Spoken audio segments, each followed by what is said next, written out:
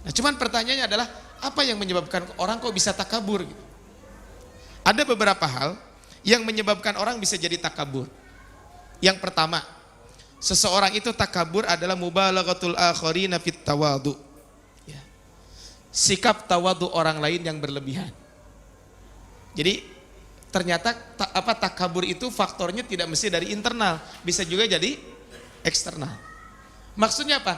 Ketika ada orang yang sangat tawadu sekali, bisa jadi membuat orang lain jadi takabur. Tapi tawadunya jangan diplesetin ya. Tahu warna duit bukan ya. Ada tawadu itu bisa tahu warna duit, juga bisa tahu apa? Tawadu adalah tara mawa duit, itu mah bahasa Sunda gitu ya. Nah, tawadu, jadi dia terlalu merendahkan diri. Ya, tawadu itu kan merendahkan hatinya. Itu terlalu merendahkan diri sehingga itu berlebihan. Bisa jadi membuat orang lain nanti jadi menjadi takabur. Kenapa? Karena kadang ada sebagian orang yang bersifat tawadu yang secara berlebihan sehingga dia tidak mau berhias, kemudian juga tidak mau mengenakan pakaian yang bagus, padahal dia mampu melakukan itu. Nah, kemudian juga kadang ya ketika terjadi seperti itu, maka dia tidak peduli terhadap orang lain, bahkan tidak mau tampil ke depan untuk memikul amanah dan tanggung jawab. Contohnya ketika rapat, dia diam, nggak pernah ngomong gitu. Kenapa? Saya mah tawadu. Ketika rapat tuh diam gitu.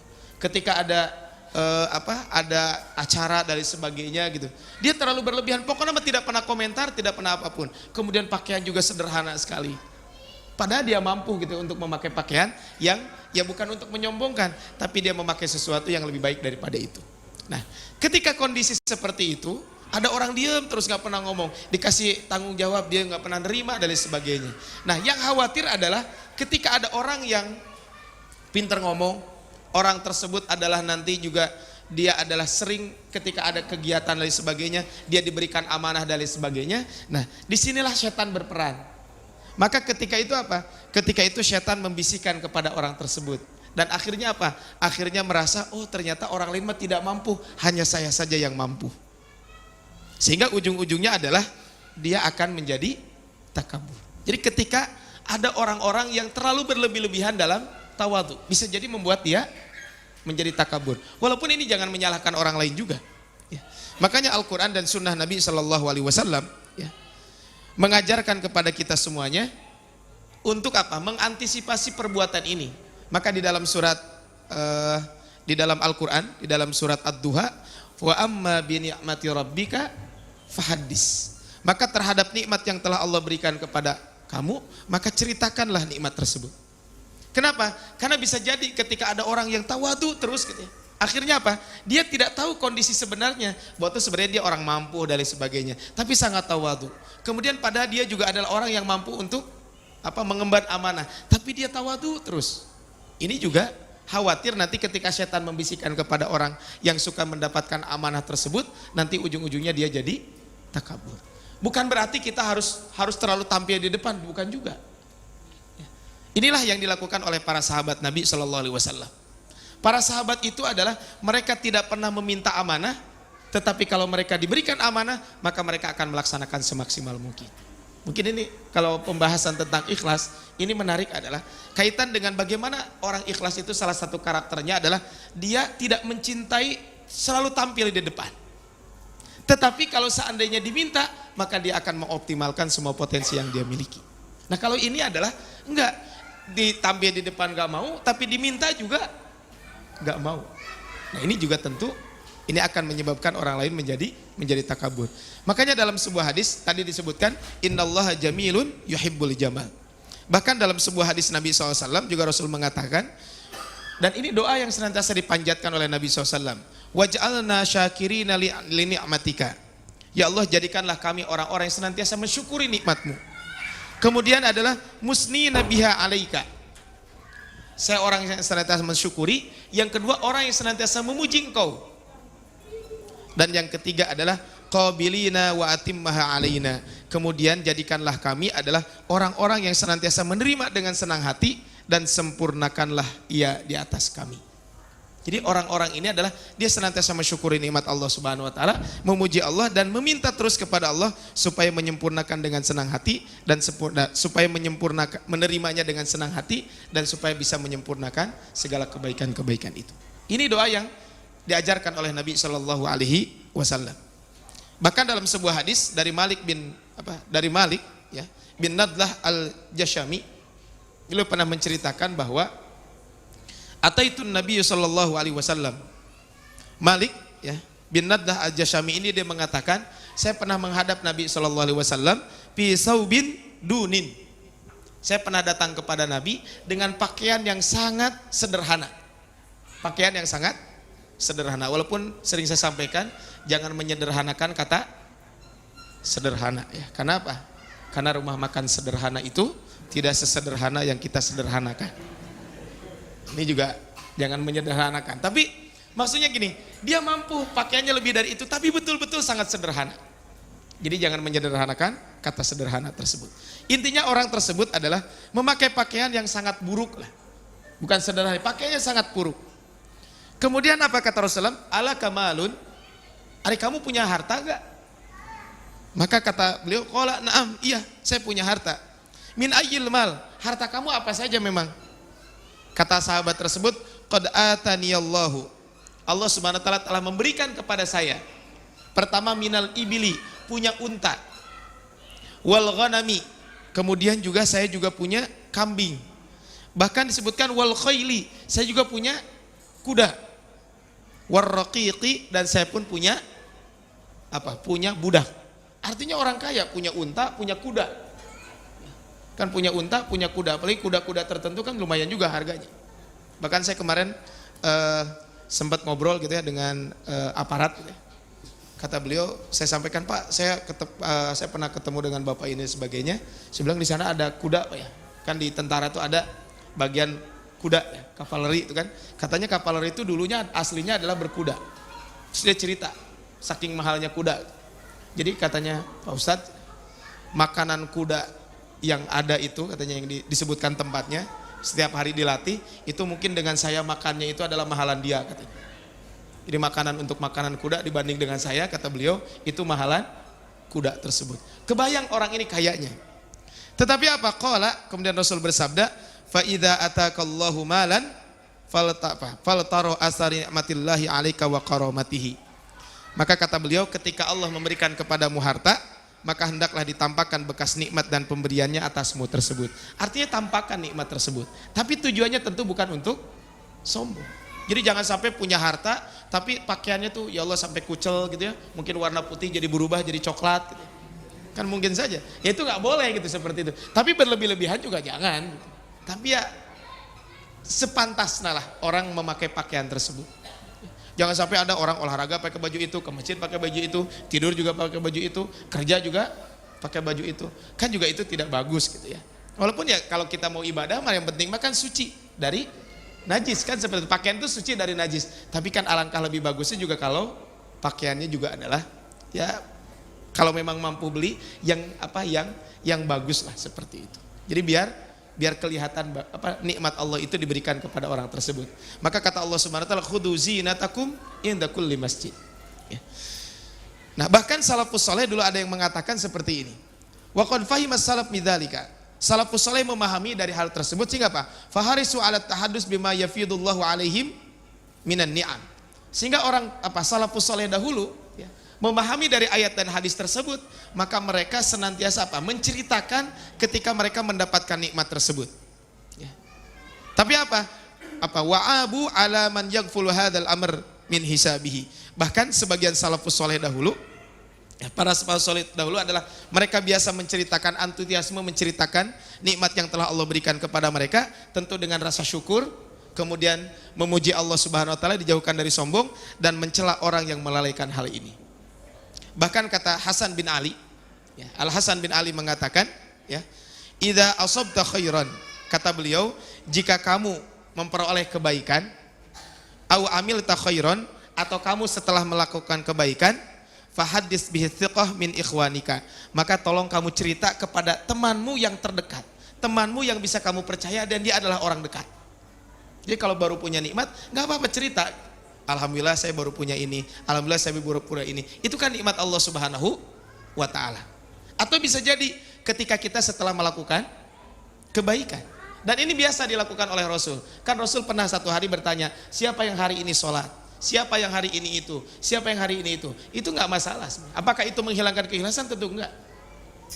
Contohnya mungkin ada komunitas tertentu, ada komunitas saum sunnah, ada komunitas one day one juice, ada komunitas qiyamul lail, komunitas tahajud call dan lain sebagainya. Apakah itu akan mengurangi keikhlasan? Tentu bab keikhlasan mah bab hati.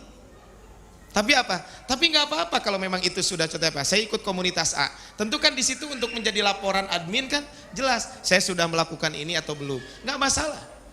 Dan itu adalah tentu orang-orang yang memang sudah kita percaya. Ya tidak ke semua orang kita ngomong. Ya contohnya update status gitu ya. Kan repot juga lagi sholat selfie gitu ya. Nah, itu kan nggak boleh ya. Itu kan membatalkan sholat. Kalau lagi sholat selfie. Lagi rokaat kedua nih itu nggak boleh. Bisa kita ada yang seperti itu. Cuman kalau habis sholat di update status apakah jadi hilang pahalanya? Ya tentu hilang atau tidak kan urusan dia dengan Allah Subhanahu wa ta'ala. Makanya pernah ingat ketika membahas tentang sodakoh, sodakoh yang paling utama itu bagaimana? Sodakoh yang dilakukan dengan sembunyi-sembunyi. Itu yang lebih utama. Tapi ada kalanya sodakoh terang-terangan itu juga utama. Ketika ada dua hal. Kata Syekh Abdullah Al-Bassam, beliau mengatakan sodakoh itu lebih utama memang dalam keadaan sembunyi-sembunyi. Tapi ada kalanya sodakoh itu juga utama ketika dalam dua kondisi. Pertama, supaya menjadi contoh buat orang lain. Jadi supaya buat contoh buat orang lain. Yang kedua, ketika dana yang dibutuhkan itu cukup besar sehingga tidak mungkin bisa dihandle oleh satu orang. Nggak masalah. Makanya mungkin kalau nanti menjelang Ramadan atau ada pembangunan apa di grup itu contoh disampaikan siapa yang mau donasi sebutkan saja nggak apa-apa. Di situ kan dituliskan hamba Allah gitu ya. Tapi dia sendiri kan ketahuan di situ kalau di grup WA mah gitu ya. Iya kan? Saya di grup WA kan list donatur buka bersama 1. Ya kan dia yang nulis sendiri kecuali kalau ngejapri ke admin gitu ya. Tolong saya masukin ya hamba Allah kan. Tapi kan juga kalau nulis sendiri hamba Allah, ya kan di atas sudah kelihatan siapa yang nulis itu hamba Allah kan. Ada nomor dan sebagainya. Ya mungkin anaknya bisa jadi kan. Apakah itu jadi boleh? Emang enggak aja nggak masalah gitu. Jangan mempermasalahkan masalah tersebut. Ya kebayang gitu ya. Kalau seandainya semuanya hamba Allah kan panitia bingung juga. Ini hamba Allah mana gitu. Kan hamba Allah semuanya kita hamba Allah Subhanahu wa ta'ala. Ya mungkin bisa jadi. Contohnya sengaja ngejapri ke admin. Admin contoh ada buka bersama. Pokoknya nama saya siap memberikan buka bersama 29 hari contohnya. Yang satu harinya buat siapa gitu ya. Bisa jadi kan. Tapi apa? Dia menyampaikan itu bisa jadi. Tapi kalau seandainya di grup untuk memotivasi yang lain nggak apa-apa. Supaya apa? Menyemangati. Maka saya kemarin ketika ada acara reuni, waktu itu ingat ketua alumni itu mengatakan begini, kita dibutuhkan dana sekarang untuk pembangunan, ya, maksudnya pembangunan kantor alumni dan sebagainya, maka dibutuhkan sekian. Maka ketika itu beliau mengatakan saya tidak usah membahas kepada antum semuanya yang hadir di sini, kalau hadisnya insya Allah sudah paham semua. Cuman sekarang minta komitmennya saja. Maka kata ketua alumninya, saya mulai dari saya dengan total sekian. Maka yang lain, ada yang 1, ada yang 2, maka silahkan saja gitu. Walaupun waktu itu disediakan amplop juga, yang mau pakai amplop juga boleh silahkan. Jadi komitmen di situ bahwa nama saya, nomor handphone sekian, saya insya Allah komitmen untuk untuk memberikan donasi sekian. Ini kan nggak masalah. Nah, tapi tadi kembali bahwa yang pertama adalah sifat al-mubalaghatu fit tawadu, berlebih-lebihan ya ketika tawadu. Ya. Jadi yang pertama tadi adalah mubalaghatul akharina fit tawadu, ketika ada orang yang terlalu berlebih-lebihan dalam tawadu. Itu yang pertama. Yang kedua adalah ikhtilalul qiyam awil ma'ayir at-tafadul indan nas. Yang kedua, rusaknya nilai dan tolak ukur kemuliaan manusia. Ini juga berbahaya. Bisa jadi takabur itu muncul kenapa? Karena rusaknya nilai atau tolak ukur seorang dikatakan mulia itu di mana? Padahal kata Allah, inna akramakum indallahi atqakum. Yang paling mulia di sisi Allah itu siapa? Orang yang paling bertakwa. Tapi kan sekarang muncul di beberapa tempat bahwa yang mulia itu adalah apa? Yang mulia itu adalah yang punya jabatan, yang mulia itu yang punya harta, yang mulia itu yang gelar akademiknya tinggi dan lain sebagainya. Ini juga kan berbahaya. Sampai ada di satu tempat, kalau orang dia setelah melakukan ibadah tertentu, ya contohnya punten ibadah haji, begitu pulang, Begitu pulang, kenapa? Karena di beberapa tempat kalau setelah haji itu beda gitu. Strata sosialnya. Bahkan punten ya, di salah satu tempat itu undangan orang yang sudah haji dengan belum itu beda tempatnya. Ya walaupun kalau menghormati boleh-boleh saja. Cuman kan masalahnya adalah ketika bawa kehormatan itu kalau sudah haji gitu. Padahal kan haji ya silakan saja kalau mau menghormati orang. Tapi yang repot adalah ketika ya, nilai dan tolak ukur kemuliaan manusia itu sudah rusak, ini bahaya. Makanya di dalam Al-Quran banyak bercerita ya, tentang orang-orang yang binasa, salah satunya karena takabur. Contohnya adalah di dalam Al-Quran surat Al-Mu'minun ayat 55 sampai 56. Ayahsabuna annama numidduhum bihi mim mali wa banin. Apakah mereka mengira bahwa harta dan anak-anak ya, yang kami berikan kepada mereka itu adalah berarti? Maksudnya apa? Apakah mereka mengira bahwa dengan banyak anak, banyak harta itu akan berarti buat mereka? Nusari ulahum fil khairat. Maka kata Allah Subhanahu wa taala, kami bersegera memberikan kebaikan-kebaikan kepada mereka, balla yash'urun, tapi mereka tidak merasa. Kan dia apa? Dikira bahwa dengan banyak anak, banyak harta, inilah tanda apa? Tanda bahwa dia seorang yang mulia. Sehingga akhirnya apa? Akhirnya ketika banyak anak, banyak harta menandakan mulia, akhirnya apa? Banyak orang mencari harta, ujung-ujungnya adalah tidak mikir halal haram tersebut.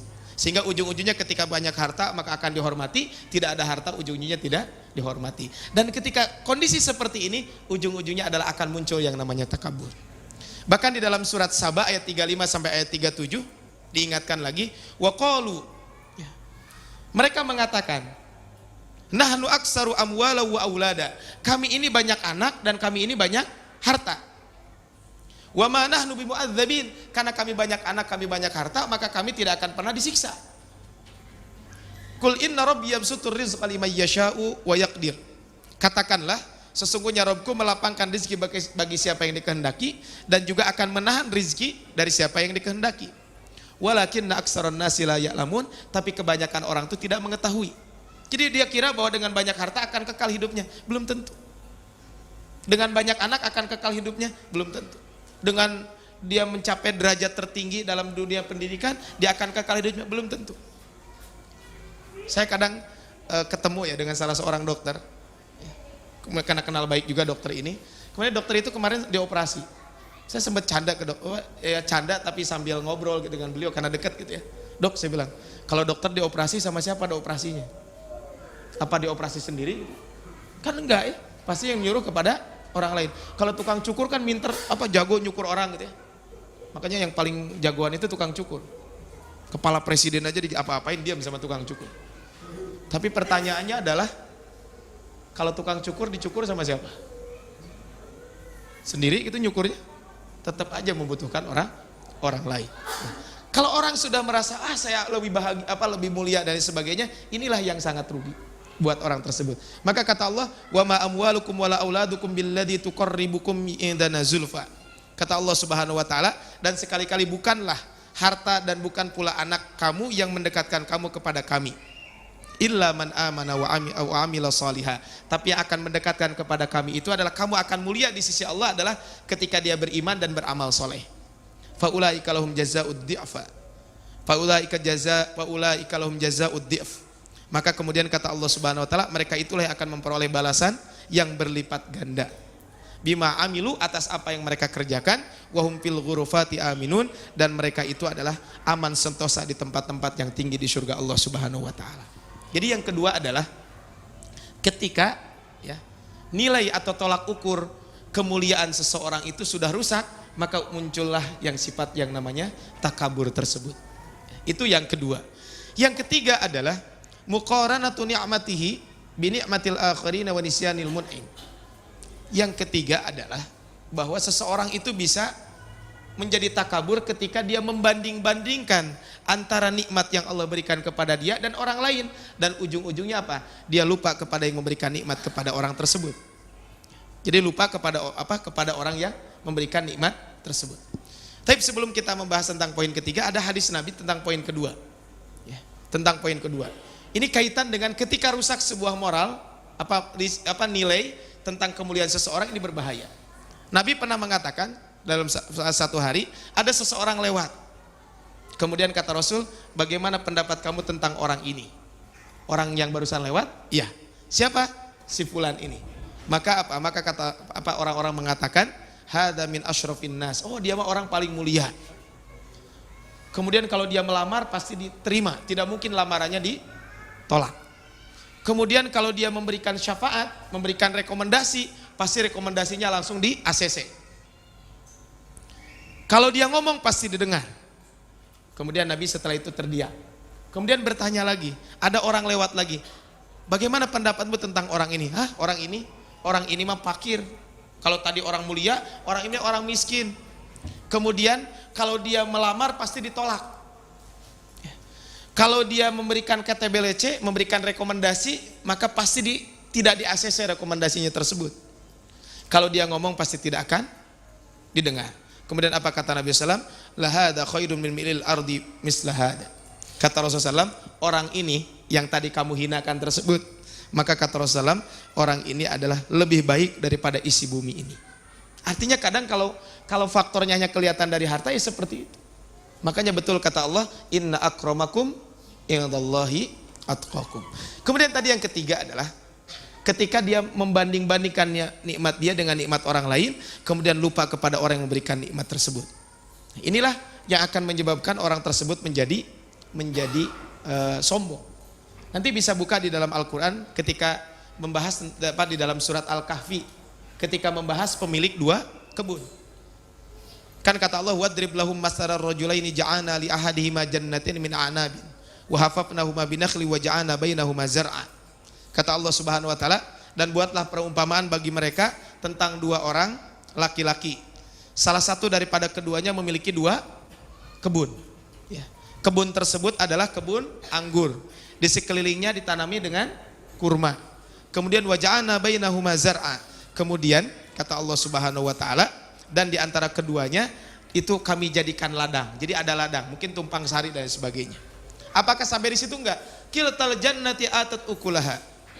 Kedua kebun yang tadi disebutkan, maka kalau panen itu pasti banyak, sukses dalam panennya tersebut. Maka mendatangkan buah-buahan yang begitu banyak. Walam tadlim minhu syai'a, dan tidak pernah didolimi sedikit pun. Maksudnya apa? Maksudnya tidak pernah gagal dalam panennya tersebut. Wa fajjarna khilalahuma nahara. Kemudian kami alirkan di tengah kebun tersebut mata air. Jadi kebayang, tidak usah cari mata air. Nah, setelah dia memiliki ini semuanya, apa yang dikatakan oleh orang tersebut? Wa kana lahu samarun. Jadi setelah tadi dia sukses dalam bertaninya, kemudian setelah itu apa? Orang tersebut mungkin bahasa kitanya adalah dia hartanya banyak, sampai banyak investasinya. Kenapa? Karena setiap panen dia sukses. Kemudian baru dia mengatakan faqala li sahibihi, kemudian dia mengatakan kepada temannya. Maksud temannya siapa? Orang yang fakir. Kan tadi ada dua pemilik kebun, yang satu kaya, yang satu miskin. Sebagian mengatakan ini sebenarnya adik kakak. Kemudian warisan dibagi dua. Nah, yang ini mah adalah jadi sukses tapi kufur nikmat, tapi yang ini mah biasa-biasa saja tapi bersyukur kepada Allah Subhanahu wa taala. Kemudian dia mengatakan wa yuhawiruhu ana aktsaru min kamala wa azzu nafara.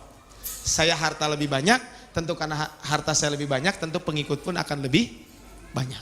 Jadi membanding-bandingkan nikmat sampai lupa kepada yang memberikan nikmat. Makanya betul ya, kalau kita melihat nikmat Allah Subhanahu wa taala, lihatlah orang yang di bawah kita, jangan lihat orang yang di atas kita. Supaya apa? Supaya kita lebih bersyukur.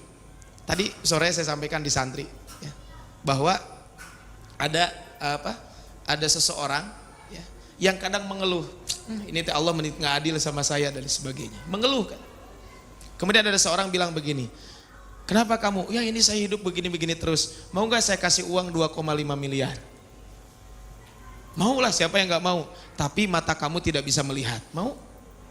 Kata orang tersebut, atau kalau mata saya tidak melihat 2,5 miliar jadi kamana, kayak dipaukanku batur, kan jadi rugi oge gitu ya.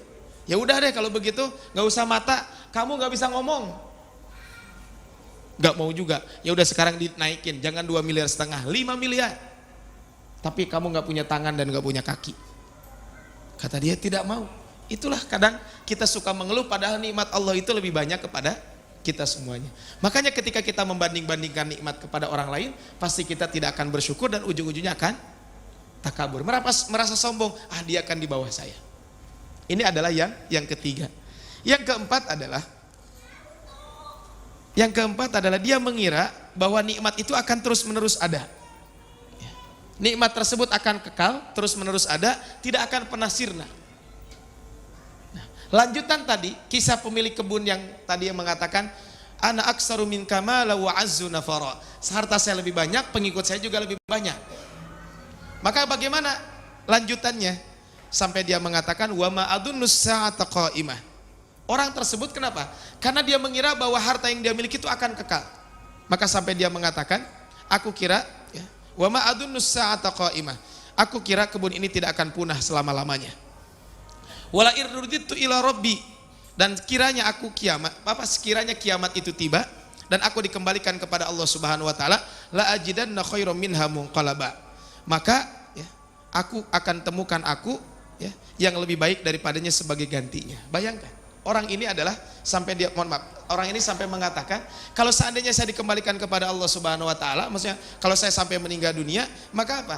Maka saya akan lebih baik daripada orang lain tersebut. Padahal kata Allah Subhanahu wa taala, ya, ketika ini terjadi, karena naudzubillahi min dzalik. Ini kan di dalam surat Al-Kahfi ketika berbicara tentang siapa?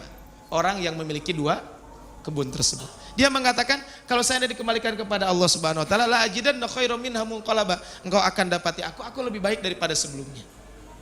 Ketika apa? Ketika dia mengira bahwa nikmat tersebut akan kekal. Makanya ketika kisah tentang ini kan ujung-ujungnya yang tadinya anggurnya bagus, maka apa? Sampai tempat anggurnya tersebut roboh. Semuanya adalah roboh. Kemudian pohon-pohon yang ada jadi kering. Dan air yang tadinya banyak, itu airnya jadi surut, tidak ada sama sekali. Barulah setelah itu dia mengatakan, inilah ternyata Allah bisa membulak-balikan semuanya. Maka jangan sampai kita mengira bahwa ya kita semuanya akan nikmat ini akan terus-menerus ada pada diri kita. Dan yang kelima adalah, mungkin nanti kita bahas penjelasannya. Yang kelima adalah karena mengungguli yang lain dalam memperoleh keutamaan. Jadi ketika dia memiliki keutamaan lebih banyak dibanding yang lain, maka biasanya akan menyebabkan dia menjadi sombong. Ibu rahmat Allah Subhanahu wa taala, kita lanjutkan kajian kita. Tadi sudah membahas tentang 4 poin hal-hal yang menyebabkan orang terjerumus kepada takabur. Sekarang kita akan bahas poin kelima, yaitu bahwa seseorang itu bisa jadi terjerumus kepada takabur karena dia mengungguli yang lain dalam memperoleh keutamaan. Sehingga ketika dia memiliki keutamaan lebih banyak daripada orang lain, ujung-ujungnya dia akan takabur. Naudzubillahi min dzalik gitu ya. Bukan berarti kita tidak boleh memiliki keutamaan yang banyak, tapi maksudnya kadang keutamaan yang banyak dimiliki oleh seseorang itu akan menyebabkan dia takabur. Ya. Contohnya saja sederhana adalah begini, ketika ada sebuah kegiatan gitu ya, mungkin dia bekerja A, B, C, D dan sebagainya, dan ketika kegiatan itu sukses, bisa saja dia mengatakan itu kesuksesan acara karena saya. Atau seandainya tidak ada saya, ya tentu tidak akan sesukses ini. Ini kan bisa saja terjadi takabur gara-gara itu. Nah, kemudian poin yang keenam adalah orang menyebabkan takabur itu adalah al-ghaflatu anil asar al-mutarattabati ala takabur. Yang keenam adalah karena dia lupa akibat dari takabur itu apa. Maksudnya adalah orang akan terjerumus kepada takabur ketika dia lupa, ketika dia lalai tentang bahaya takabur itu, tentang akibat buruk dari takabur itu.